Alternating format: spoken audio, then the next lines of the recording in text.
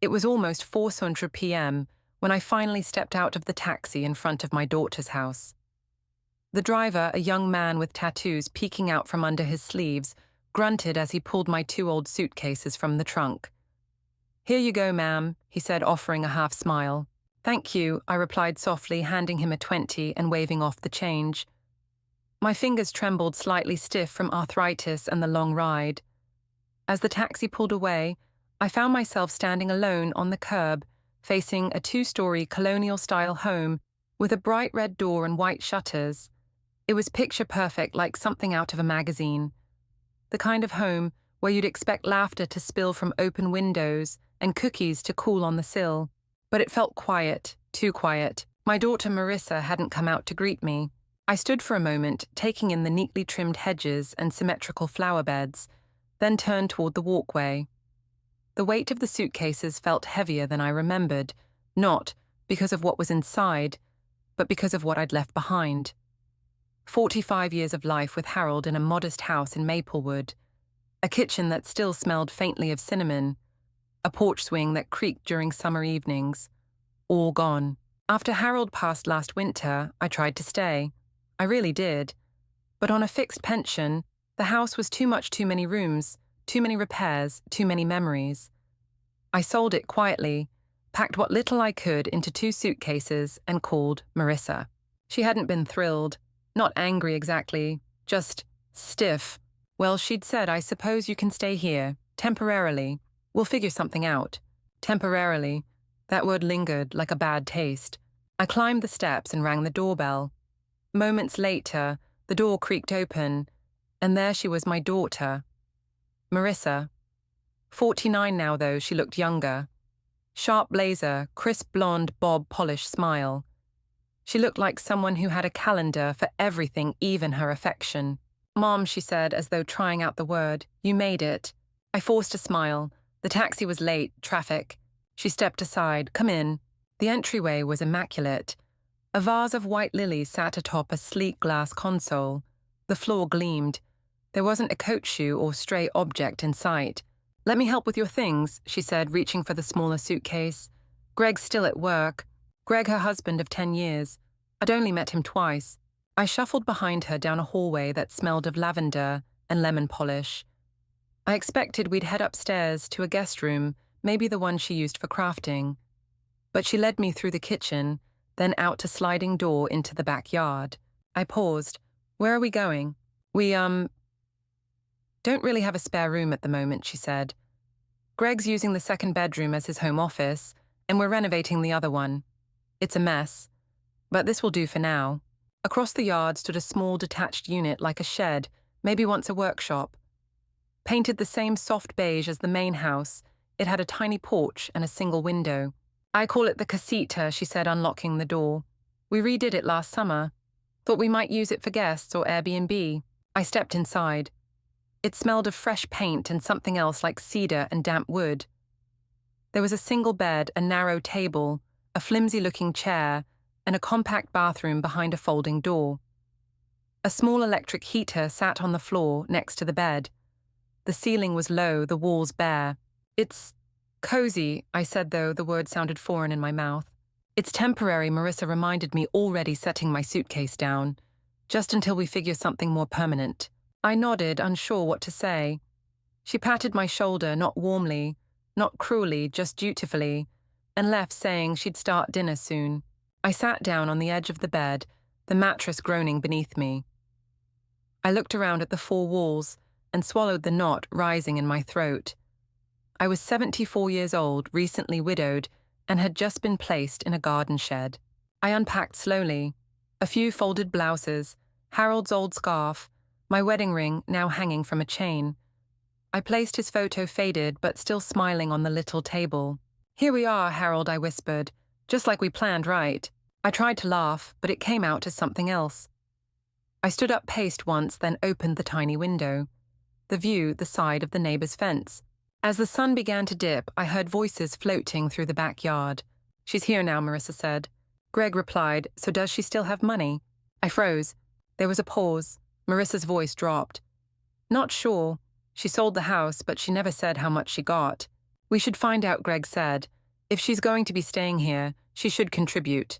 I backed away from the window, my hands trembling. It was like stepping into cold water. That night, I sat in the casita, the walls pressing in. I stared at Harold's photo and whispered, I think they're not just being kind. I think they want something. I didn't know what to do yet, but something had shifted. I could feel it in my chest. The homecoming I'd imagined, warm meals, old stories, shared grief, was nowhere to be found. Instead, I had a heater that didn't work, a daughter I barely recognized, and the chilling sense that I wasn't seen as a mother, but as a checkbook. And somewhere deep down, I knew this was only the beginning. That night, I didn't sleep much. The mattress was too firm, the heater coughed and clicked like an old dog dying, and the walls were so thin, I could hear the wind sighing through the cracks.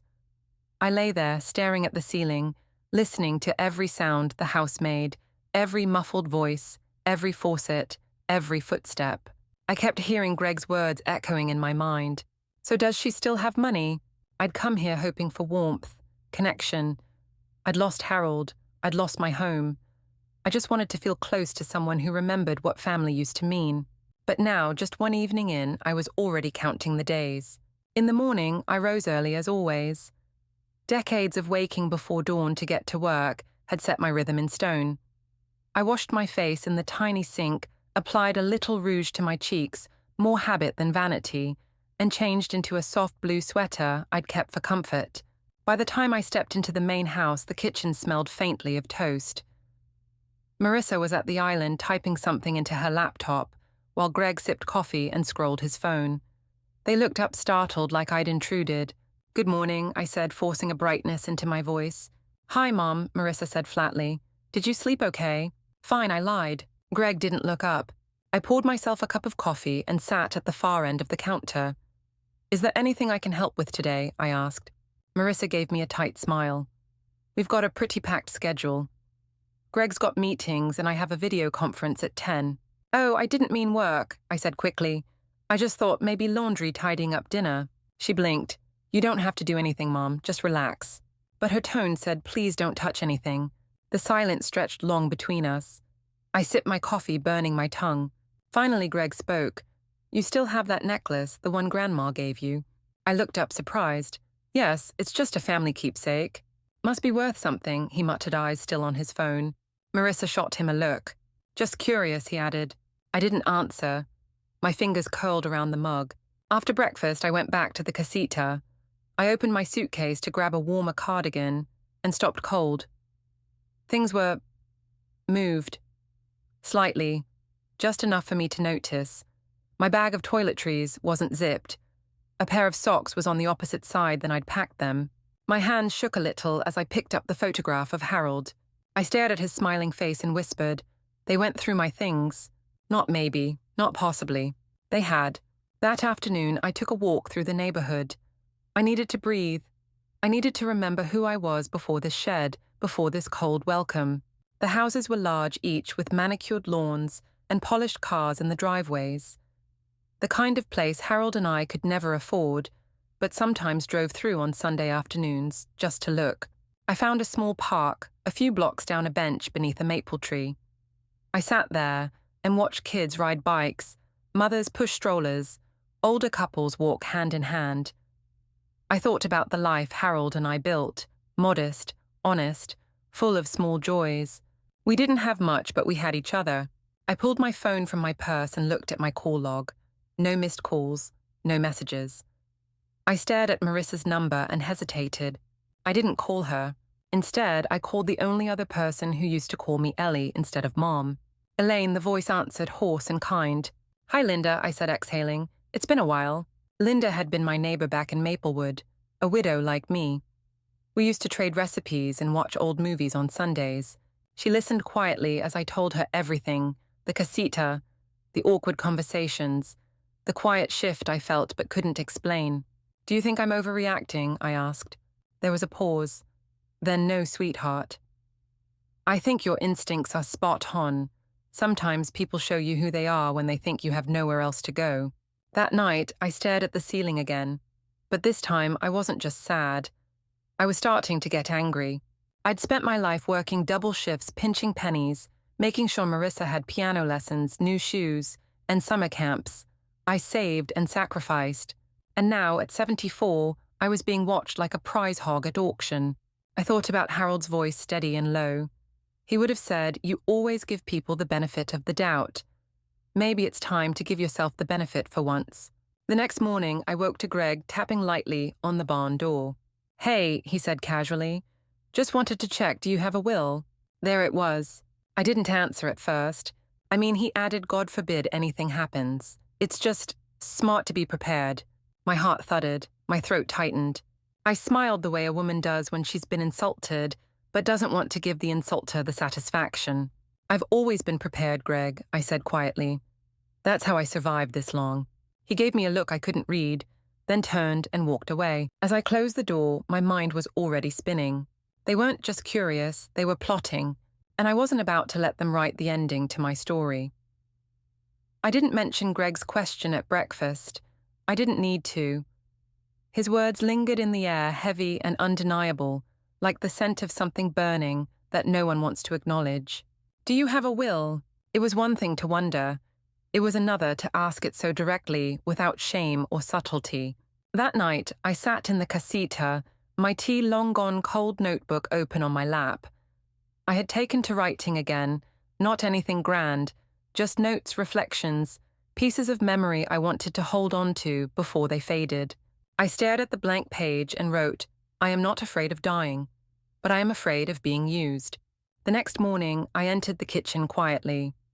Marissa was on a video call, her voice chirpy and professional, while Greg scrolled through his phone as usual. I poured myself some coffee and took a seat, pretending not to notice how they both glanced up with a tension that had become familiar. "I was thinking," Greg said, clearing his throat, "we should help you get organized. Maybe sit down this weekend and go through some of your paperwork, finances, insurance stuff, just so you're not overwhelmed." I blinked. "Overwhelmed by what exactly?" "You know," he shrugged. "You've got a lot going on. Selling the house, moving in, making a new start at your age isn't easy." Marissa chimed in, trying for a gentler tone. "We just want to help Mom." Help, such a beautiful word, so often used as camouflage. I gave them both a polite smile and nodded. "That's very kind of you." But inside, I was already building walls. Later that day, I walked past Greg's office and saw his computer screen still lit. I didn't mean to snoop truly, but something caught my eye. A text thread open and glowing. "Greg, she's still playing coy. No numbers yet. Unknown push a little harder. If she's got house sale money and no mortgage, we're talking 6 figures." I stepped back, my heart thudding. 6 figures. That's how they saw me, not as a woman, not as a mother, but as a walking dollar sign. That evening, when I returned to the casita, I sat in the quiet and tried to breathe. The room felt smaller now, the walls closer. I looked at Harold's photo and whispered, "They're circling." I had always believed in giving people the benefit of the doubt, especially my own daughter. I told myself Marissa was tired, stressed, overwhelmed. I blamed myself for her distance, for the lack of warmth in her voice. But it was getting harder to make excuses. The next morning, I asked if I could borrow Marissa's car to go to the grocery store. She hesitated. "Is it urgent? I mean, we can just add what you need to our next list." "I'd like to choose my own food," I said gently. A pause. "Then let me ask Greg." I went back to the casita and stood by the window watching them through the kitchen. She whispered something. He shook his head. She gestured again. Finally, with a sigh, he tossed her the keys. 10 minutes later, she handed them to me. "Just be careful. The brakes are sensitive." As I backed down the driveway, I felt more than just movement. I felt the slightest return of control. At the store, I filled a small basket with things I liked. Tea biscuits, Earl Grey, fresh strawberries, the mundane comforts of my old life. At checkout, I used my own debit card. I had moved a portion of the house sale into a separate account, one Marissa didn't know about. The rest remained in a joint account Harold and I once used, but I was beginning to rethink that. As I was loading the groceries into the car, my phone buzzed.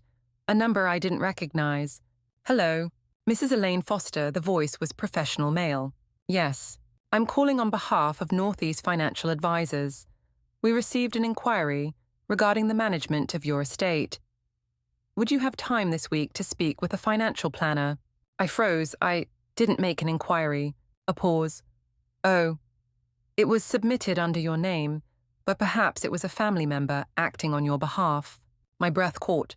No, I haven't authorized anyone. I understand. My apologies. I ended the call and sat in the driver's seat, hands gripping the wheel. So now they were pretending to represent me. That evening I made a decision.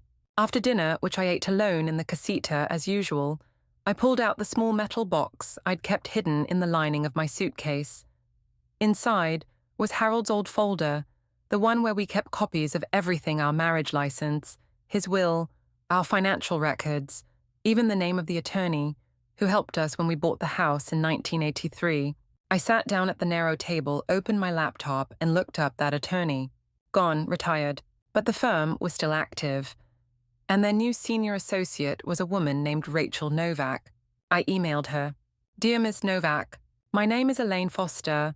I'm a 74-year-old widow currently living with my daughter. I am in need of legal advice regarding financial protection and potentially updating my will. Discretion is important to me. Please let me know if we can speak privately. I pressed send and sat back. It wasn't much, but it was the first thing I'd done in weeks that felt like I was protecting myself. Later that night, I overheard Marissa and Greg arguing again through the backyard window. She's not giving anything up, Greg hissed. She will, Marissa whispered. Just give it time. I closed the curtain, turned off the light, and crawled into bed. Let them think I was weak. Let them think I was cornered. I was done being the aging woman in the garden shed. I was Elaine Foster, and I had just started to fight back. It rained the next morning. Soft and steady, like the kind of storm that doesn't mean harm, but wants to be noticed. I sat by the window of the casita, cradling a warm mug of tea between my hands, watching the droplets race each other down the pane. Marissa didn't come out to say good morning. Neither did Greg. There was no breakfast invitation, no knock on the door, no pretense of warmth. And oddly enough, I felt grateful for the silence. That day, I went walking again. Umbrella and hand coat zipped to my chin. I needed space to think, a different air to breathe. Something that wasn't stale with suspicion and rehearsed pleasantries. About 2 blocks from the park I'd visited before I spotted a modest building tucked between a post office and a dentist's office. The sign read, West Haven Community Center. Out front, a woman in a green windbreaker was unlocking the front doors. She looked to be in her 60s, with silver streaks in her dark hair and a face that spoke of warmth more than wear. Our eyes met and she smiled. Looking for shelter or adventure, she asked playfully. I chuckled. A little of both. Well, come in then, she said, holding the door. Name's Susan. I run the place. Inside, the air was warm and smelled of coffee and copier paper. Bulletin boards lined the walls, flyers for art classes, yoga for seniors, potluck dinners and book clubs. Is this just for the elderly? I asked. Nope, we get everyone. But Tuesdays and Fridays are seniors' days. You new around here? I hesitated. Sort of. I moved in with my daughter nearby. Her smile flickered just a little. Say no more. We sat down in the small lounge near a table of jigsaw puzzles. Susan poured 2 styrofoam cups of coffee and handed one to me. I didn't mean to open up, I really didn't. But something about Susan's presence, her easy way of listening without interrupting, made the words tumble out.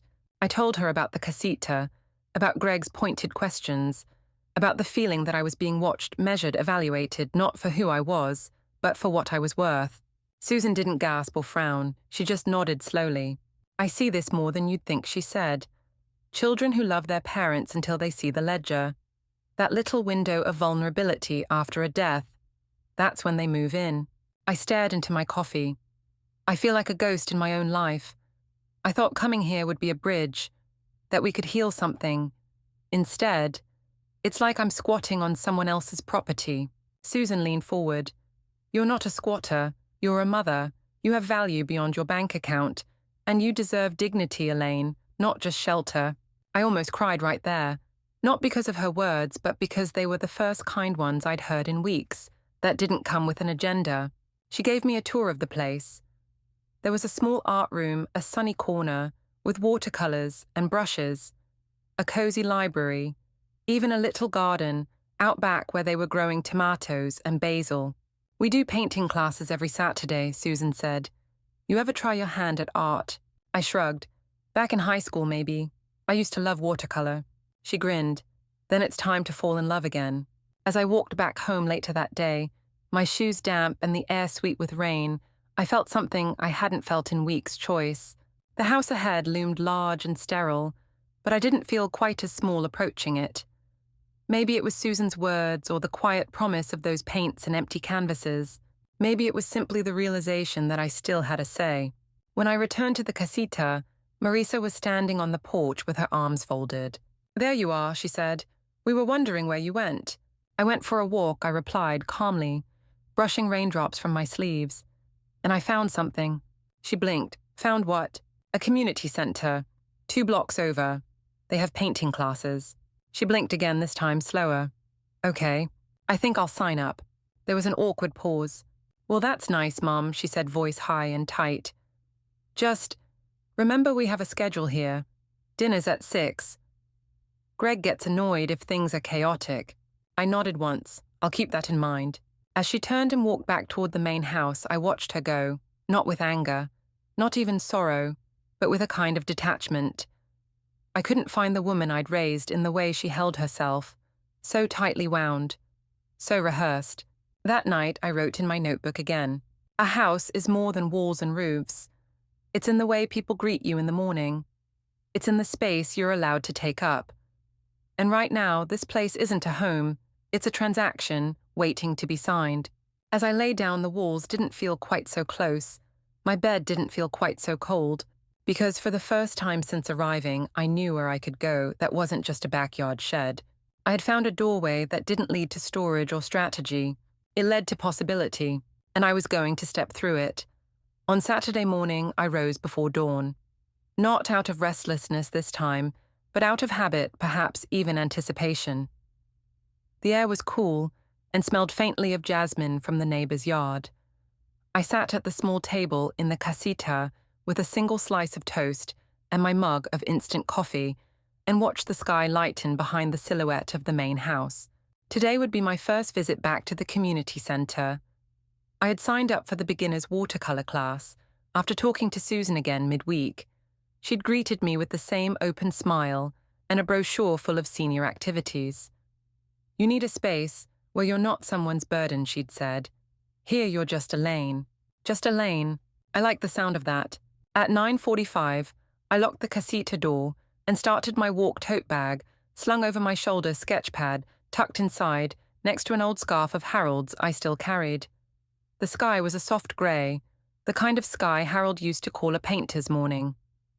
That memory made me smile. He had been colorblind, but he always loved how I saw color. He used to say, "You bring color to the things I can't see, Ellie." I hadn't touched a paintbrush in over 40 years. The class was small, 6 women, 1 quiet man, and a teacher named Karen with ink-stained fingers and glasses perched halfway down her nose. She showed us how to wet the paper, before applying pigment, how to blend shadow into light, how to let the paint breathe. I was clumsy, hesitant, but with each stroke something loosened in me, something I didn't know was holding on. By the end of class, I had a half-finished painting of a blue vase with wildflowers. It wasn't good, but it was mine. I stayed after to clean my brushes when Susan came in. Well, she asked. I held up the painting sheepishly. She smiled. I've seen worse. We laughed. It felt easy. On the walk home, I took the long way, passing by a row of houses that looked nothing like Marissa's. These were older, their paint a little faded porches, cluttered with potted plants and mismatched chairs. They looked lived in, human. I realized then I hadn't laughed, not truly laughed, since Harold died. When I got back, I found the main house quiet. Greg was out. Marissa was in the kitchen organizing the fridge. She glanced at my hands. What's that? A painting, I said, holding it up like a child bringing home art from school. She looked at it for half a second. Oh, that's nice. She turned back to the fridge. I hesitated, then asked, Do you remember when I used to draw before you were born? She shrugged. Vaguely. I remember you drawing that cartoon pig for my lunchbox once. I smiled. I wanted to go to art school, after high school, but my mother thought it was silly, said it wouldn't pay the bills. Marissa nodded as she snapped a container shut. She was probably right. I blinked. Maybe, but I still think about it. She turned then, finally looking at me, not at the painting, not at my hands, but at me. Why are you telling me this? The question stung more than it should have. I don't know, I said softly. Maybe because I miss talking to you. Her expression shifted, if only for a second. I saw something in her eyes I hadn't seen in years. Not warmth, but confusion, uncertainty, like she didn't know where to place me. Before she could respond, her phone buzzed. She turned away. Greg's on his way home. We have a meeting with a mortgage advisor this afternoon. Mortgage advisor. Just to explore options, she said quickly. Rates are changing. I nodded slowly. Is everything all right? She hesitated. We're fine, just looking ahead. That night, I sat in the casita and opened a wooden box I hadn't touched since leaving Maplewood. Inside were old cards, letters, photographs, and a folded note in a childish hand ink faded with time. Dear Mommy, you are my hero. I want to grow up and be just like you. Love, Marissa, age 7.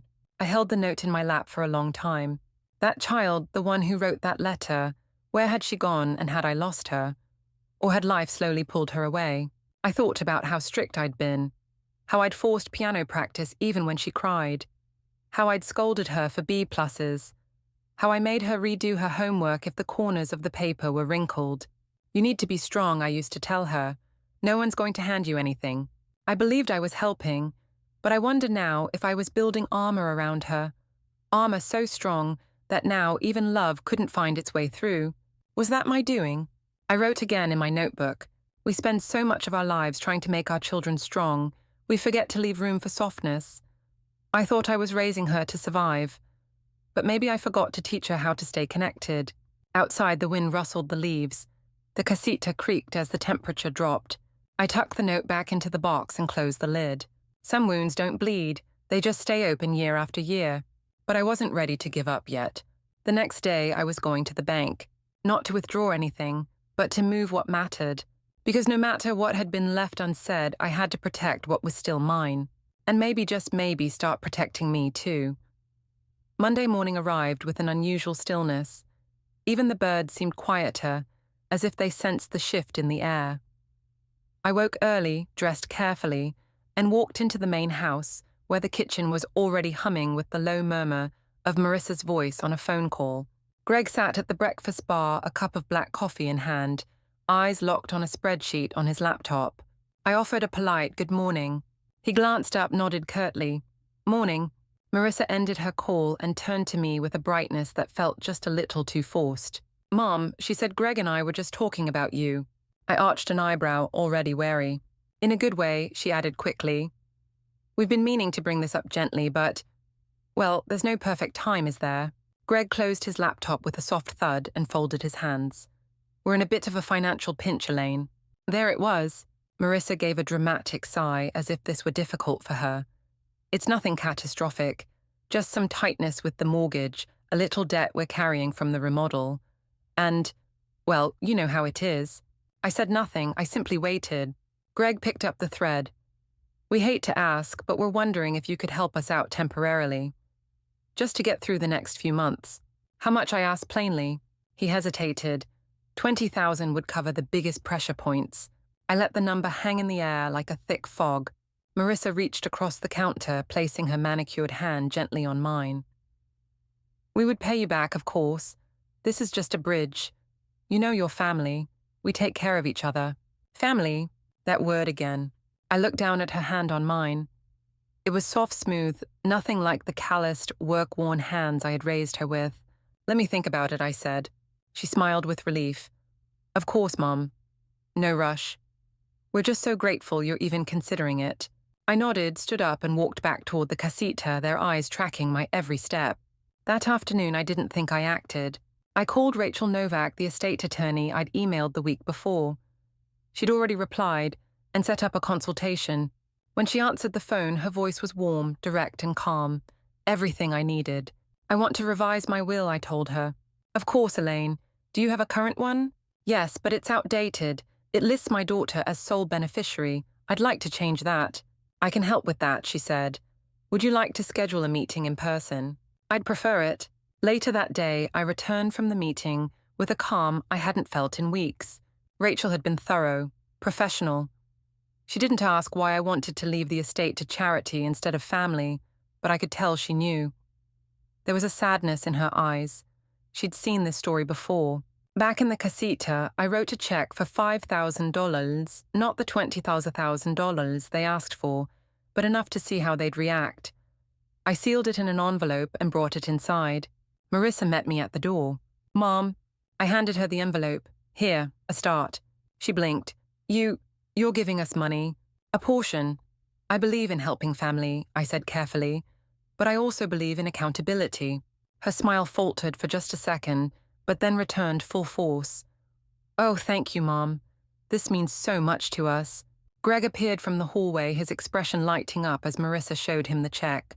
Later that night, I heard them celebrating through the open kitchen window, the pop of a wine cork, laughter, something expensive playing on the stereo. Not exactly the desperation they had painted hours earlier. The next morning, Greg stopped by the casita with a wrench and a forced smile. "Thought I'd take a look at that squeaky bathroom faucet." He replaced the washer, tightened the pipe, and offered to install a newer heater they had lying around in storage. "Heather brought me herbal tea at sunset. Just thought you might like a little something warm," she said sweetly. "You've done so much for us." The performance had begun. I played along, thanking them, smiling. But I kept receipts. I logged the date of the check, the number, the words they used. I knew now that generosity, when observed by opportunists, becomes a weakness they will mine again and again. 2 days later, the door to the casita swung open mid-afternoon. No knock. Just Greg, standing in the doorway with an envelope in his hand. "Mom," he said, "we were thinking maybe we should consolidate things." I frowned. "Consolidate what?" "Your finances," he said, smiling in a way that chilled me. "You know, put it all in one place. Make it easier to manage. You've got a lot on your plate, and we could help you stay on top of it." "I'm perfectly capable of managing my own money," I said. "Of course, but wouldn't it be easier if we all worked together?" Easier for whom, I asked. He opened the envelope and placed a printed document on the table, a power of attorney form. Already filled out. All I had to do was sign. "Just think about it," he said. "You'd still have control, we'd just be helping you keep things safe." I stared at the paper. "I'll review it," I said. Greg nodded, but I saw that flicker of frustration behind his eyes. Like a child denied a toy he thought he'd already been promised. After he left, I sat at my desk and opened my notebook. I wrote, "First it's help with the mortgage, then it's your signature on the line, then it's your name on accounts you no longer recognize." I closed the book and took a deep breath. They were accelerating, and I would too, because they thought I was still the woman who needed their shelter. But I had begun to remember something far more important than shelter. I remembered I had power. 3 days passed, 3 days of sweet tea fake smiles, and Greg fixing things I hadn't asked him to fix. I let them think they were winning. I let them hover and flatter and float hints about shared responsibility and streamlining finances. I nodded at all the right times, offered vague promises of thinking about it, and kept the teapot full when they visited the casita. But in the quiet hours I planned, I went back to see Rachel Novak and signed the revised will official, notarized witnessed. My entire estate, including whatever was left of my retirement and the modest life insurance Harold left me, would go to 2 charities, one supporting seniors in vulnerable housing situations, and another offering legal aid for elder abuse. When I told Rachel what had been happening, she didn't flinch. "You're doing the right thing," she said, "and you're not alone. More than you think, Elaine." That evening, I called Susan from the community center and asked if we could talk. She invited me over to her little townhouse just a 10-minute drive away. The place was warm, lived in. Plants on the windowsills, a quilt draped over the couch, a teacup left half full on the table. I told her everything about the power of attorney document, about the check, about how my daughter had stopped being my daughter and started being something else. Something cold, transactional. Susan listened with quiet intensity. When I finished, she leaned forward. "I want to show you something," she said. She pulled out a brochure from her side table, Sunrise Valley Living, a senior independent housing complex not far from town. "I know the manager. It's not a nursing home. You have your own apartment, your own space. No one treats you like you're invisible." She paused, then added gently, "You don't have to keep shrinking to fit their expectations, Elaine. You're not the woman they think they can bully anymore." I took the brochure, looked at the smiling faces, the green gardens, the light coming through the windows. It looked like life. "I don't know if I can just leave," I whispered. "You already did," Susan said, her voice quiet but firm. "The moment you walked into my office 2 weeks ago, you left that version of your life behind." I left Susan's that night with the first concrete sense of freedom I'd felt in months, maybe longer.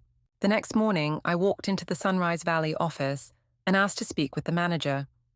Her name was Dana, a tall woman, with a laugh that filled the room and eyes that didn't look through me, but directly at me. She gave me a tour. The units were small but full of light. Each had a kitchenette, a balcony, and an emergency pull cord just in case, she said with a wink. "You'd be amazed how many of our residents move here, not because they need help," Dana said, "but because they're tired of being treated like burdens." I filled out the application that afternoon, paid the deposit, scheduled my move-in date for 2 weeks from that day. Back in the casita, I took out my notebook. I've spent so many years worrying that I'd be alone, but there's something worse than loneliness, feeling alone, while surrounded by people who claim to love you. That evening, Greg stopped by again, another envelope in his hand. "I updated the power of attorney form," he said casually. "Cleaned it up. Just wanted to make it easy for you." He placed it on the table next to the scarf Harold had given me for our 25th anniversary. I looked at the envelope, then at him. "You seem very eager to help me manage things." He shrugged. "It's just easier if everything's in one place. Keeps you safe." "From what?" He blinked. "From making a mistake." I stared at him. "You mean like trusting the wrong people?" A flicker of discomfort crossed his face. "Elaine, we're your family. And that means you're entitled to my signature." He smiled, but it was tight. "You don't have to get defensive."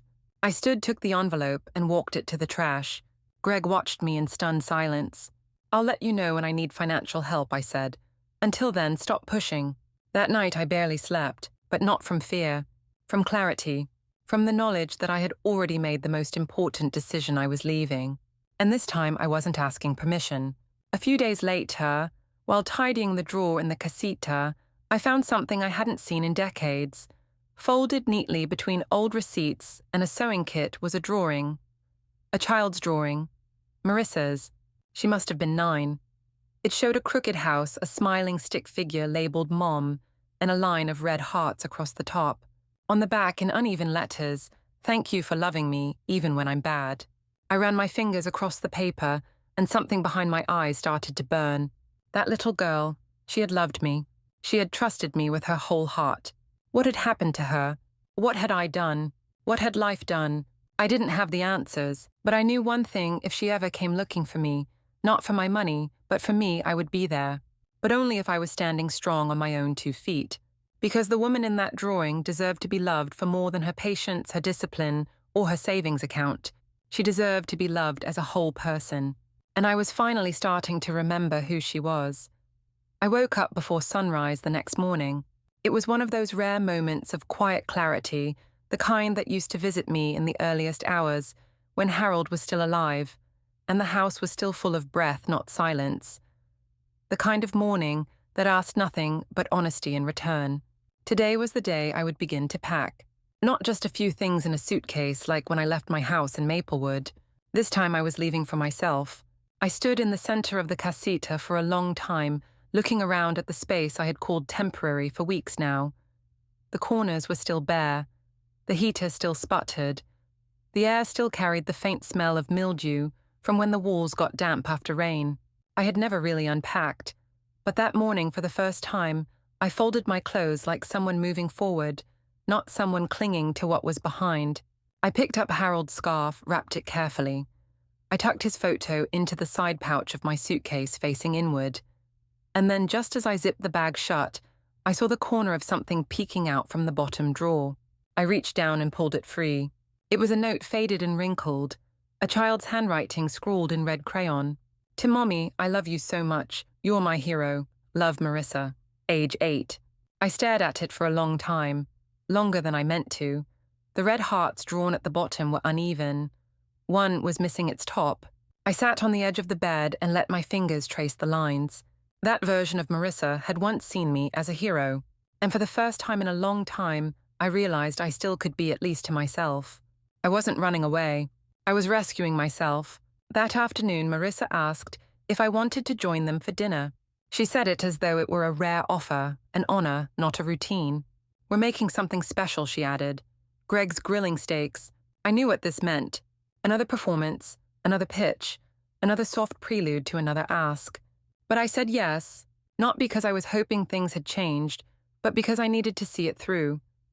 Needed to look at them one last time before I closed the door behind me. At 6:45, I changed into a navy blue dress.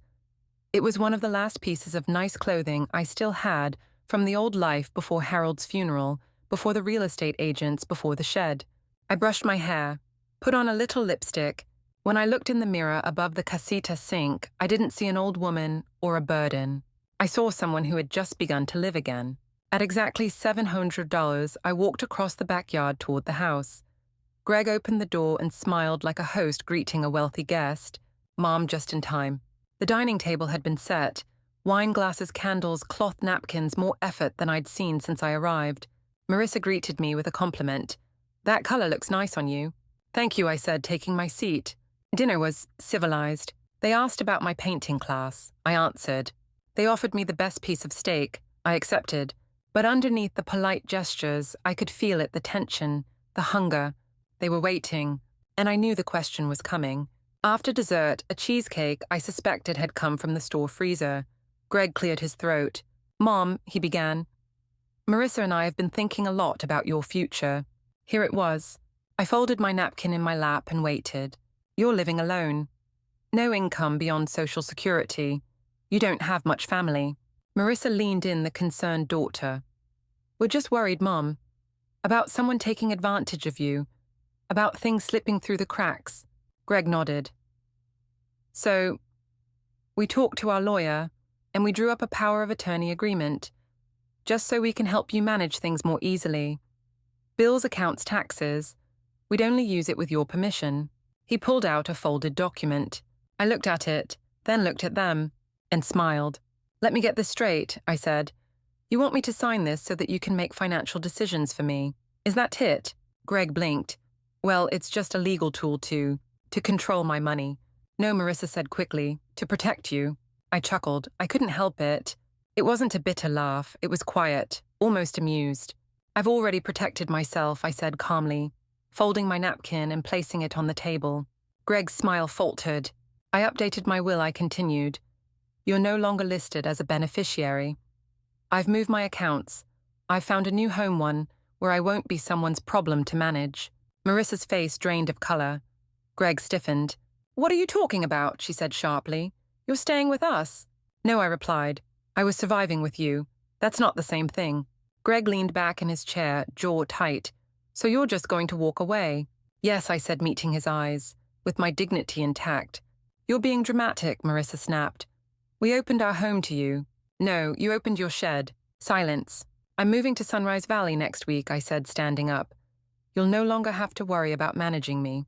You'll regret this, Greg muttered. I regret not doing it sooner, I replied.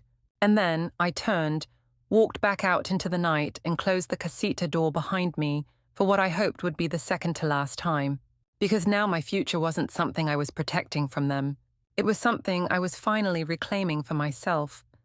The air was sharp with morning chill as I stood in the doorway of the casita, my bags neatly packed by the bed. I'd scheduled the moving van for the next day, but I needed to make one final visit to the bank to close the joint account Harold and I had once opened together. That account had survived decades of grocery runs, medical bills, piano lessons, and anniversary dinners. But it wouldn't survive this. Inside the bank, I handed the clerk my ID and told her I wanted everything moved to a new personal account, one only in my name. I didn't flinch. I didn't stammer. And when she offered me a complimentary pen for the trouble, I took it smiling. Funny how the smallest things feel like triumphs after you've spent weeks being made to feel small. Then I went to my lawyer. The paperwork was waiting, official, notarized and clean.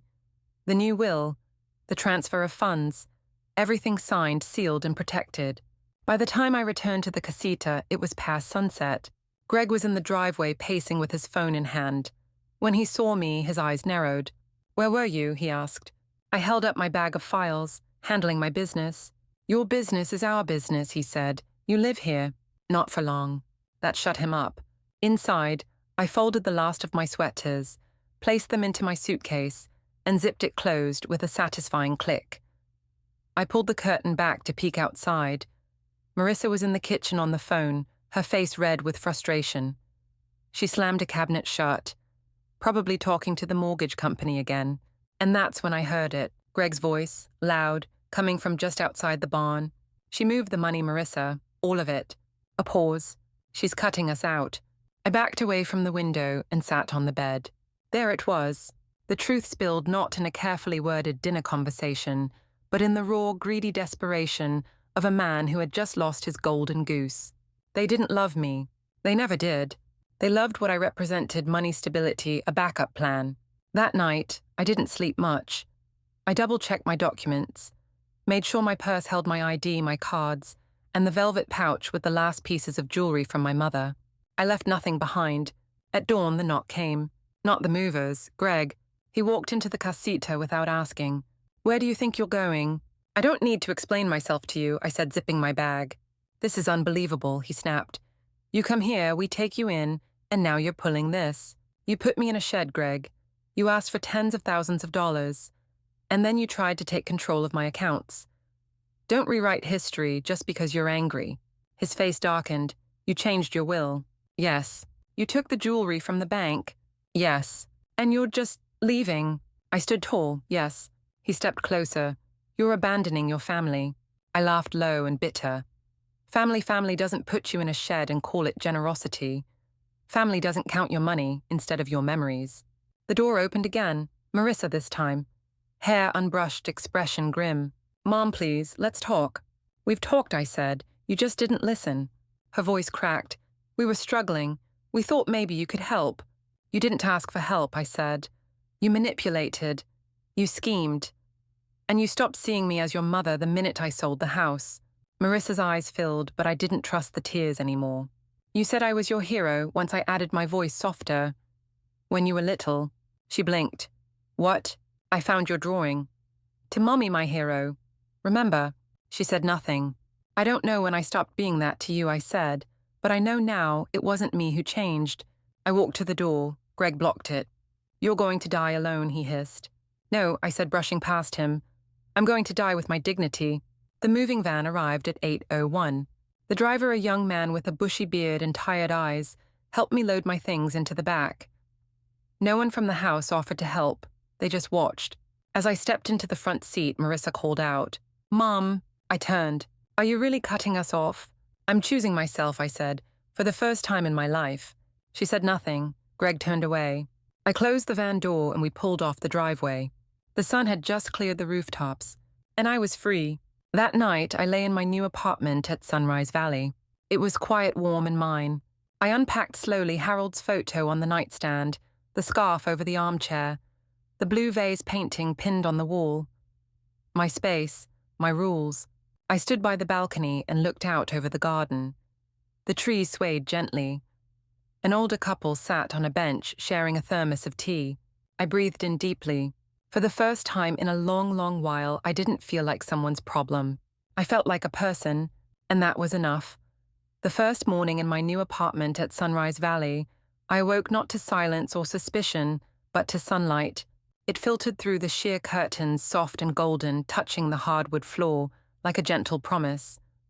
For a moment, I just lay there listening. Not for footsteps overhead. Not for whispered conversations through thin walls. Just for nothing. The peace of it felt unfamiliar, but good. I made myself a pot of coffee, real coffee, not the powdered stuff from the casita. I brewed it slowly, savoring the hiss of the kettle, the rich scent blooming into the quiet kitchen. Then, I stepped out onto the small balcony and watched the world come alive. Down below, the garden bloomed with roses and rosemary. A few residents were out early. Margaret, from across the hall, walking a tiny white dog with stiff legs. A man I didn't know yet reading the newspaper on a bench. Ordinary things. Honest things. By tender option, I had dressed, combed my hair, and wandered down to the common lounge. Eleanor was already there, short, sturdy, with an expression like she'd seen it all, and was still unimpressed. She glanced up from her crossword puzzle as I entered. "Well, look who's finally out of that tower," she said. I smiled, trying to remember what it feels like to belong somewhere. "You do," she said not unkindly. "Takes time to believe it, though." We chatted for a bit. She told me about the Wednesday book club, the Thursday soup nights, and how the kitchen always burned the toast on Saturdays. I found myself laughing more than I expected. Not politely, genuinely. Later that day, I signed up for the next art class. I returned to my watercolor sketchbook and began painting again, tentative strokes at first, but with each brush of color, I felt like I was reclaiming something I'd forgotten. That night, as I watered the small potted fern I'd brought from Susan's suggestion, I found myself humming. Not a song I recognized, just a feeling in my throat, easy and free. 3 days passed like that, soft, deliberate, and full of quiet victories. Then my phone buzzed. I had almost forgotten what it sounded like. "Missed call, Marissa." I let it ring. The next day, another call, then a voicemail. "Mom, I just wanted to talk. I know things got out of hand. I didn't mean for it to go that way." No apology, just regret wrapped in avoidance. I didn't call back. That afternoon, I received a letter in the mail. A postcard from Seattle. "Hi, Mom. I moved, found a job with a construction company. It's not glamorous, but it's something. Heather and I split. I'm not asking for anything. Just wanted you to know I'm alive. Trying to start over. Greg." I stared at it for a long time. Not joy, not pain. Just release. The Greg who tried to take everything from me might be gone. Or maybe he wasn't. But either way, it was no longer my problem to fix. I tucked the postcard into my journal and went to art class. That day we painted landscapes. I painted a cabin in the woods, not the casita. No, this one had light in the windows. Flowers by the steps. Smoke curling gently from the chimney. When Michael, our instructor, looked at my painting, he said softly, "That place looks like home." "It is," I said, and I meant it. That weekend, Eleanor invited me to the garden for tea. We sat beneath a pergola, wrapped in jasmine vines, watching the sun dip low. "You've changed," she said, sipping from a chipped mug. "How do you mean?" "You were grey when you came here. Not just your hair, your whole spirit. Now, there's color again." I smiled. Maybe I'm painting myself back in. She raised her mug. To that. We clinked cups. That night, I stood again on my balcony. Below, someone played violin softly through an open window. The stars blinked quietly in the sky. And for the first time in years, I didn't feel like I was waiting for the other shoe to drop. No one was going to come knocking, asking for money. No one was measuring my worth in checkbooks or legal documents. I was no longer living in someone's shadow or backyard. I was here, alive, alone maybe, but not lonely. In my notebook that night, I wrote, "Every day is a new chance to decide who you are, and I've decided I am not afraid anymore." The calls stopped coming after the second week. No more missed calls from Marissa, no voicemails, no text messages. And I realized something silence, when it finally settles, is an answer of its own. A cold one, yes, but honest. She wasn't going to apologize. Not truly. She wasn't going to show up at my door with tears in her eyes and say, "Mom, I see it now." There would be no revelation, no reconciliation draped in catharsis. That kind of closure belonged in movies. But here in Sunrise Valley, life didn't play out in neat acts and tearful climaxes. Here, healing looked like repotting plants, like folding laundry to music, like walking past the phone without checking it every hour. I had built a new rhythm, a new routine, one that didn't depend on anyone but me. Until one Tuesday morning, when I walked into the community kitchen to refill my tea and found Eleanor standing by the window frowning down at her phone. "Trouble?" I asked, pouring water. "Just my son again," she muttered. "Asking for a little something to get him through the week." I raised an eyebrow. "He's 52. Can't hold a job. Calls every time his rent's due," she sighed, putting the phone back in her pocket. "They always come back when they need something." I nodded slowly.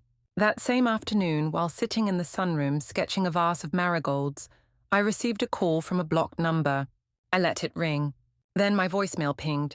I hesitated, but played it. "Hi, Mom. It's Greg again. I know you probably don't want to hear from me, but things are really bad. The investor backed out and I got laid off. I'm not asking for much, just 10,000, enough to cover first and last on a place. I'm trying to start over, I really am. I'll pay you back, I swear, please." I sat there staring at the sketch in front of me. The marigolds were bright, joyful. They didn't know how to beg or manipulate. They just bloomed. I deleted the message. I didn't cry.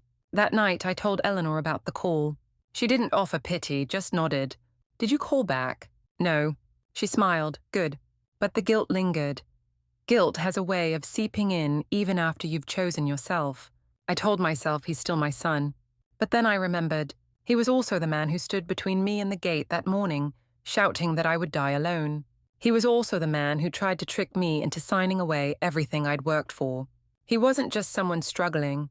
He was someone who saw me not as a mother, but as a solution. That Friday during our watercolor class, Michael set out a still life arrangement of broken pottery. "Beauty in the imperfect," he said. "Let the cracks guide you." At first I hesitated. Why would I want to paint something broken? But then I saw it, the light catching in the edge of a fractured cup. The way the jagged line drew your eye, not away from the damage, but straight into it. I painted slowly, intentionally. At the end of class, Michael stood behind me. "This," he said, tapping the paper, "has soul." I looked at it and felt a strange sense of peace. "Yes," I said, "because it's honest." Later that night, I sat on my balcony with my notebook. The air was warm. Someone was laughing on the floor below. I could smell the jasmine again. I opened to a fresh page and wrote, "He called me because he still thinks I'm the one who fixes things. But I am not a fixer, not anymore. I am not a vault to crack open. I am not a fallback plan. I am a woman, whole, alone by choice, and free."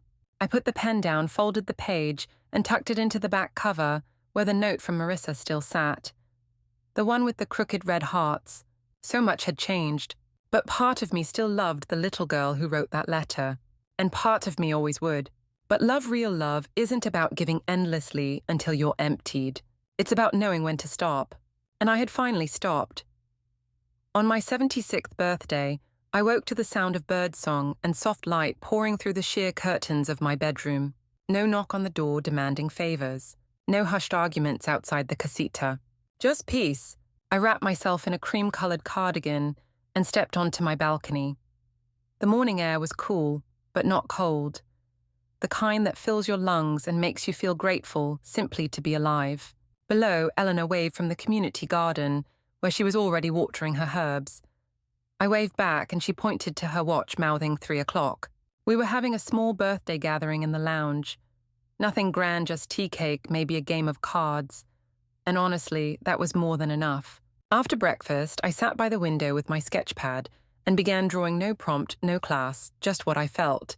The lines came easily now, fluid, confident. I drew a house, not my old one, not the casita either. This one was imagined a warm little cottage with a wraparound porch, climbing roses, and a path of stepping stones.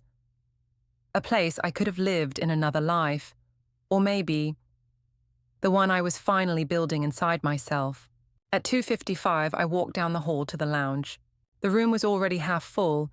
Susan had brought lemon bars, Michael carried in a bouquet of wildflowers, and someone had strung up a happy birthday banner printed on plain white paper. It was all so wonderfully human. No pretense, just warmth. "Make a wish," Eleanor said, lighting the candle on a small carrot cake. I looked around the room, at the laughter, the familiar faces, the quiet joy, and I realized I didn't need to wish for anything, because I already had what I'd been chasing for years. I had peace, I had autonomy, I had myself, so I blew out the candle. And everyone clapped, not because of age, but because of life. After the cake, Michael pulled me aside and handed me a small wrapped package. "I found this at a vintage shop," he said. "Thought of you." Inside was a leather-bound watercolor journal and a set of brushes. I was speechless. "Keep painting," he said. "You've got something to say." That evening, as the last of the guests filtered out and the room dimmed with sunset, I returned to my apartment. I poured myself a small glass of wine and walked out onto the balcony. The sky was pink and orange. The garden below shimmered with light. And I thought, this is my life now. It didn't end with a son's betrayal or a daughter's silence. It didn't end in a barn or a bank account or a power of attorney form. It began the moment I said no. It began the moment I chose myself. I sat with that truth and sipped my wine slowly. Not as a victim, not as a survivor, but as a woman who had done something rare. I had walked away. I had started over, and I had won. Later, before bed, I wrote my final note in the journal I'd started the day I arrived in the casita. It took me 75 years to remember who I was. Not a mother, not a bank, not an afterthought. A person, a woman, still learning, still growing, and still here. To freedom. At last. I closed the book, placed it gently on the nightstand beside Harold's photo, and whispered, "You'd be proud of me, wouldn't you?" His eyes smiled back through the glass, just as they always had. And this time I let myself believe it.